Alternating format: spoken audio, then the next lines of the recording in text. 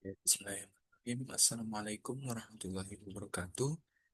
Sebelumnya perkenalkan, nama saya Khalid Jasya Ahmad dari kelas S1 Akuntansi B, Universitas Negeri Jakarta dengan NIM 17066234048. Dan yang terhormat kepada Ibu Septi Nurmalita, SNAK, selaku dosen pengampu mata kuliah Statistika Ekonomi dan Bisnis. Saya izin mempresentasikan mengenai hasil dari uji regresi berganda dan uji asumsi klasik guna memenuhi tugas ujian akhir semester pada mata kuliah Statistika Ekonomi dan Bisnis.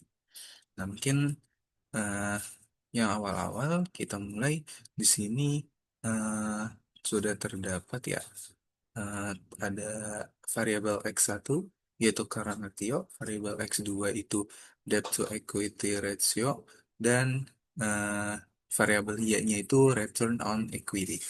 Yang semuanya ini terdapat pada tahun 2023. Nah, di bawahnya ini sudah ada data-data untuk menghitung dari variabel-variabel tadi, ada aset lancar, liabilitas lancar, total liabilitas, total ekuitas, dan juga laba bersih. Kita langsung masuk ke uji regresi berganda saja. Di sini sudah ada datanya. Untuk multiple R-nya itu 0,5356.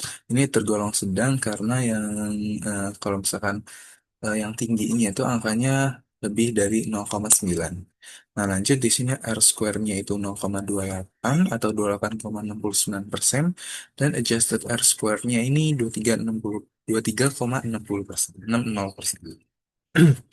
Nah, di tabel ANOVA juga di sini sudah tertera ada significance F, yang mana itu besarnya 0,008. Dari sini masih tergolong sedang karena eh, di beberapa pertemuan jurnal itu sudah eh, tertera kalau misalkan significance F-nya ini sudah lebih kecil dari yang saya temukan di sini. Lanjut, di sini ada koefisien.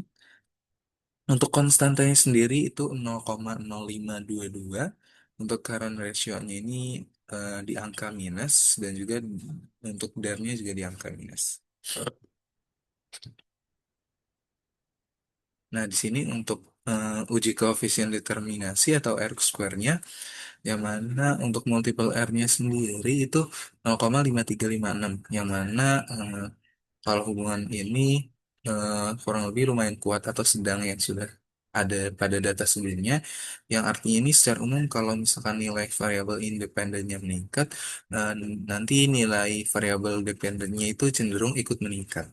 Nah, untuk R square-nya ini 28,69%, eh, dari kedua variabel tadi. Angkanya ini lumayan terendah, sehingga kalau disimpulkan model ini kurang baik dalam menjelaskan perubahan variabel dependen.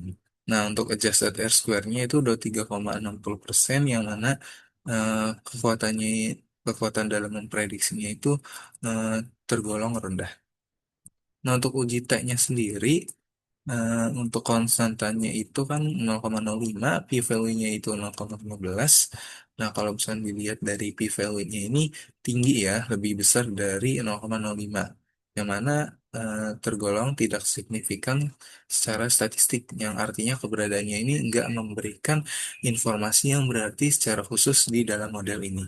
Nah, untuk current ratio sendiri, untuk p-value-nya ini eh, besar juga, lebih besar dari 0,05, yang mana tidak signifikan secara statistik juga, yang efeknya ini nggak cukup kuat untuk dipercaya. Nah, sedangkan untuk DER sendiri ini prevalennya itu lebih kecil dari 0,05, yang berarti pengaruh signifikan untuk statistik, dan efeknya ini cukup kuat untuk dipercaya.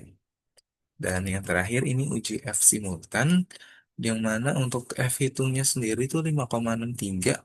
Eh, Kalau misalkan di sini nilai F yang tinggi ini menunjukkan bahwa variasi data yang dijelaskan oleh model jauh lebih besar dibandingkan dengan variasi yang tidak bisa dijelaskan. Untuk significance F-nya ini 0,008, itu lebih kecil dari 0,05 ya. Dan artinya modelnya secara keseluruhan itu signifikan. Dan ketiga variabel dependen secara dan kedua variabel dependen secara bersama-sama mempengaruhi variabel dependen. Nah, lanjut kita ke uji asumsi klasiknya langsung. Untuk uji normalitas ini udah ada normal probability plotnya. Untuk interpretasinya sendiri, dilihat kalau titik-titik ini terlihat menyebar dan tidak membentuk pola garis lurus secara konsisten. Dan titik menanjak tajam yang kemudian banyak, awalnya kan di sini titiknya menanjak tajam ya. Yang kemudian banyak titik yang berkumpul secara diagonal, yang kemudian menanjak tajam kembali. Nah, ini menunjukkan adanya outlier dan distribusi yang tidak simetris.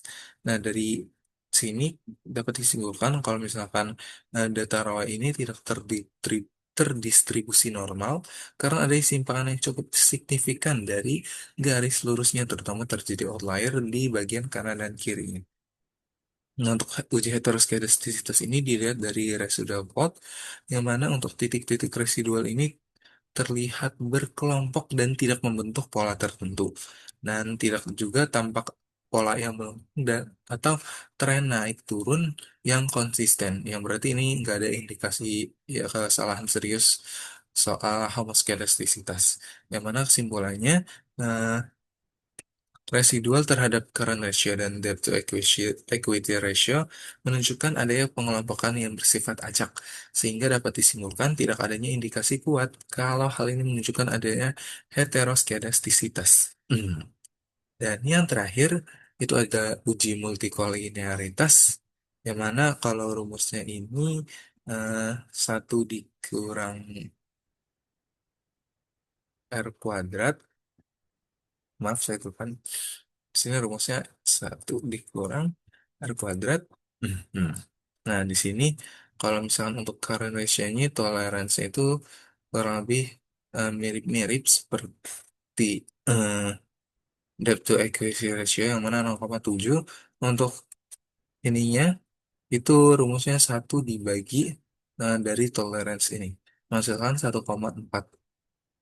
Nah, yang mana dari 1,4 ini kurang lebih masih kurang dari 10, yang artinya ini nggak ada gejala multikolinearitas. Dan mungkin itu saja yang dapat saya sampaikan, dan hasil kesimpulan saya juga seperti itu. Kurang lebihnya mohon maaf. Wassalamualaikum warahmatullahi wabarakatuh.